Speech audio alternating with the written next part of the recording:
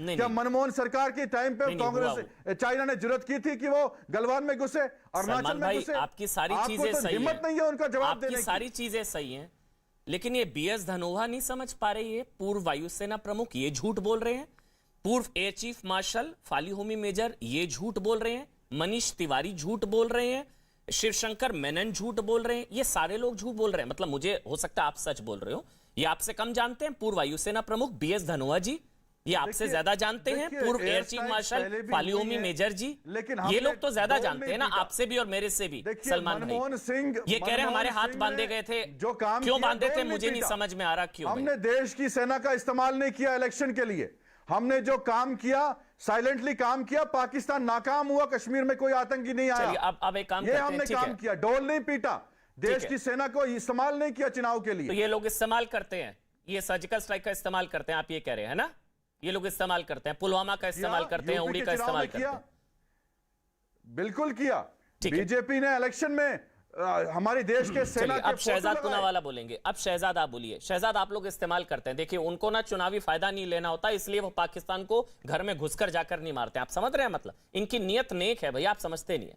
चुनावी फायदा नहीं लेना होता इसलिए घर में घुसकर नहीं मारा इन लोगों ने, वरना तो तैयार बैठे थे ये लोग। शहजाद शहजाद भाई को मुबारक भी देना चाहता हूं देखिए, मैं कि आज वो जो भाजपा किताब के प्रवक्ता बने हैं। शहजाद, मैं राष्ट्रवादियों से मुबारकबाद जरूर एक्सेप्ट करूंगा। अब राष्ट्रवादी अपने आप को मानते हैं कि नहीं, उसका प्रमाण आज के शो में मिल जाएगा। मैं ये कहना चाहूंगा अमन जी कि देखिए, जहां तक सवाल है मनीष तिवारी की किताब का, तो आज मनीष तिवारी जी की किताब से एक चीज साबित हो गई है कि क्यों कुछ आतंकवादियों के लिए Congress party most favoured party है और क्यों कांग्रेस पार्टी के लिए पाकिस्तान मोस्ट फेवर्ड नेशन है। समझिए इस बात को कि बार बार पाकिस्तान को न केवल क्लीन चिट देना, पर हिंदुओं को भी फंसाना और पाकिस्तान के सिर से दोष को मिटाना, ये कांग्रेस पार्टी का स्टैंडर्ड ऑपरेटिंग प्रोसीजर बन चुका था। आपको याद होगा, आपने जो गिनाया उसके अलावा भी 26/11 का दोष भी दिग्विजय सिंह ने हिंदुओं पर मढ़ने की कोशिश की, समझौता ब्लास्ट का भी दोष हिंदुओं पर मढ़ने की कोशिश की। ए.के. एंटनी साहब जब डिफेंस मिनिस्टर थे 2013 में एलओसी में पाकिस्तान ने हमारे सैनिकों को मारा, तो उन्होंने कहा कि नहीं नहीं, पाकिस्तान नहीं है ये तो कुछ ऐसे वैसे लोग हैं जो पाकिस्तान का यूनिफॉर्म पहन कर आए हैं। ये वही ए.के. एंटनी है जिन्होंने कहा कि the best way to defend our borders, कि वहां पे कोई इंफ्रास्ट्रक्चर ही मत बनाओ, ये भी उनकी सोच थी। तो आप सोचिए कि राष्ट्रीय सुरक्षा को लेकर किस तरीके से और राष्ट्र नीति को लेकर किस तरीके से वोट बैंक नीति को हमेशा ऊपर रखा गया, पारिवारिक नीति को हमेशा ऊपर रखा। सॉरी गलत शहजाद, मैं बीच में नहीं टोकता कभी भी, मैं आपको माफी के साथ टोक रहा हूं। पाकिस्तान में थोड़ी ना चुनाव लड़ना है इन लोगों को, कोई इस्लामाबाद लाहौर में थोड़ी ना चुनाव लड़ना है जो वोट बैंक के चक्कर में पाकिस्तान को बचाएंगे। क्या बोल रहे हैं आप? मतलब आप क्या कहना चाह रहे हैं? वोट बैंक के चक्कर में पाकिस्तान को क्लीन चिट देते हैं, कोई पाकिस्तान में चुनाव लड़ना है क्या इनको? कोई लाहौर और इस्लामाबाद में? तो क्या बोल रहे हैं आप शहजाद? ये गलत है। देखिए, पाकिस्तान में शायद चुनाव लड़ने की नौबत अभी तक नहीं आई है। देखिए अमन जी, आपने सवाल मुझसे पूछा, मैंने किसी के बीच में नहीं बोला। पाकिस्तान में अभी तक तो नौबत नहीं आई है चुनाव लड़ने की। हालांकि कई सारे नेताओं ने कैंपेनिंग शुरू कर दी है। मणिशंकर अय्यर ने जाकर वहां पर समर्थन मांगा है। शशि थरूर भी इस्लामाबाद और लाहौर में कॉन्फ्रेंसेस करते हैं भारत की बुराई करने के लिए। इसके अलावा भी कई कांग्रेसी नेता 370 से लेकर सर्जिकल स्ट्राइक पर हूबहू पाकिस्तान के सुर से सुर मिलाते हैं। परंतु यहां पर कुछ लोग कांग्रेस पार्टी का ये समझते हैं कि जितनी पाकिस्तान की देंगे ताली और हिंदुओं को देंगे गाली, तो यहां पर उनके वोट बैंक में इजाफा होगा। और हो सकता है पैनल पर बैठे कुछ लोग इससे प्रभावित भी होते होंगे। मैं सिर्फ 2-3 सवाल पूछना चाहता हूं। यदि मनीष तिवारी ने जो आरोप लगाया है कि ये एक तरीके से कमजोरी थी, अगर ये गलत आरोप है, तो आप बताइए मनीष तिवारी जी, आप ही के सांसद है, वो इस तरीके से क्यों बोल रहे हैं और आप उन पर क्या कार्रवाई करेंगे? या अन्यथा मुझे ये बताइए कि उस समय पर न केवल आज मनीष तिवारी ने जो डिस्क्लोज किया है, पर उस समय प्रणब मुखर्जी, उस समय शिवशंकर मेनन, उस समय फली मेजर एयरफोर्स चीफ ने भी कहा था कि हमें सख्त कार्रवाई करनी चाहिए पाकिस्तान पर। यह ऐसा कौन सा रिश्ता था, यह ऐसी कौन सी मजबूरी थी जिसकी वजह से पाकिस्तान पर कार्रवाई नहीं की गई, और इसका परिणाम क्या हुआ?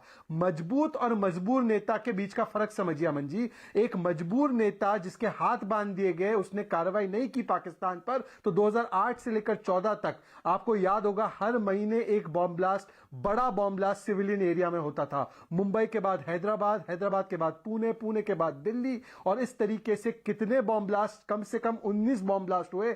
और लेकिन आज ये एक फोर्सेस मजबूत के सरकार मोरल है पर- कि अगर उरी में हमला किया जाता है तो उसका सर्जिकल स्ट्राइक करके जवाब दिया जाता है। पुलवामा में हमला किया जाता रॉ है के तो पूर्व उसका मुंह अधिकारी तोड़ हैं जवाब बालाकोट आरएसएन में सिंह दिया है, जाता है। उनको आज पूरा देश सुनना चाहेगा। शहजाद आप भी सुनिएगा, मैं भी सुनना चाहूंगा, क्योंकि फोर्सेस के मोरल पर कितना बुरा असर पड़ता है।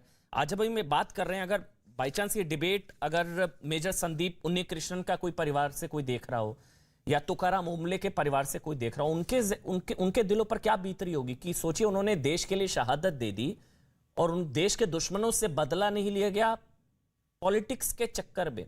मतलब ये आरएसएन सिंह सर, आप मुझे बेहतर समझा सकते हैं फोर्सेस के मोरल पर क्या बूस्ट, मतलब क्या असर पड़ता है? नंबर एक। नंबर दो, ये पॉसिबल है क्या कि पॉलिटिकल रीजंस की वजह से हम देश के दुश्मनों को छोड़ देते हैं? होता है, पॉसिबल होता है सर ये? आरएसएन सिंह देखिए, शायद ये बहुत कम लोगों को इस बात का ज्ञान होगा कि जब 26 से 11 हुआ था तो उस समय ये पहला रिस्पांस किसकी तरफ से होना चाहिए था? होम मिनिस्ट्री की तरफ से। मतलब ये तो जाहिर सी बात है, लेकिन आपको मालूम है कि और होम मिनिस्ट्री में वो वॉर रूम कौन संभालता है? होम सेक्रेटरी और उनकी पूरी टीम। जी। अब आपने कभी पता लगाया कि आपकी ये पूरी वॉर रूम उस समय जब 26 से 11 हुआ तो कहां पे थी? पूरी वॉर रूम पाकिस्तान में थी।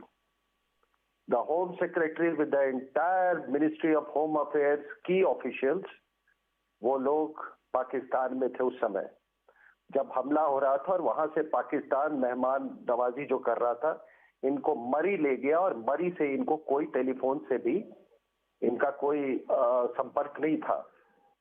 एक उसमें आईबी के ऑफिशियल थे, राजेंद्र कुमार, वो भी थे उस टीम के हिस्सा। उनको कुछ भनक लग गई थी कि कोई साजिश चल रही है यहाँ पे, तो वो कोई बहाना करके वो हिंदुस्तान चले आए थे। बाकी आप लोग मीडिया के लोग हैं, आपको भी एक थोड़ा पता लगा लीजिए कि जिस समय 26 से 11 का ये पहला ये शुरू हुआ, उस समय आपका एक इंडियन विमेन प्रेस कोर का एक अलग बिल्डिंग है आपके मीडिया पर्सनल का। उस समय शाह मोहम्मद कुरैशी उस समय भी थे, वो वहां के इंडियन विमेन प्रेस कोर को वो एड्रेस कर रहे थे। क्वेश्चन आंसर सेशन चल रहा था।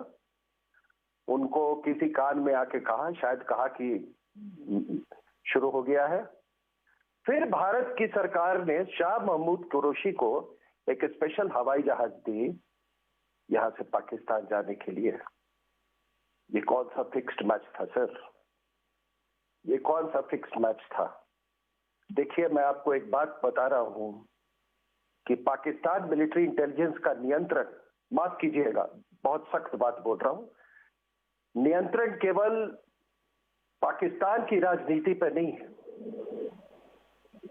अभी तहरीक लबैक को उन्होंने क्या किया? दर्जनों पुलिसमैन मारे, 6 बार वो इस्लामाबाद की तरफ कूच किया पाकिस्तान मिलिट्री के बाजवा के इशारे पे। उसके बाद उनको रिहा कर दिया, उसके लीडर को, और अब उनको मेन स्ट्रीम कर दिया। अब वो पाकिस्तान सेना का एक पॉलिटिकल विंग बन गया। तो वहां तो पूरा नियंत्रण है, और यहां भी नियंत्रण बहुत बहुत ज्यादा बढ़ गया है। आपने फिक्स्ड अभी मैच, जब फिक्स्ड मैच एक मिनट, कैसे कहा? जी सर, बोलिए। फिक्स्ड मैच आपने कैसे कहा, अगर आप थोड़ा सा और समझा पाए? फिक्स्ड मैच, मुंबई हमला फिक्स्ड मैच। सर जी, मैं आपको कह रहा हूं कि आपकी पूरी वॉर रूम जिसको निर्णय लेना था कि रिस्पांस क्या होगा, वो पाकिस्तान में थी। मधुकर गुप्ता होम सेक्रेटरी थे।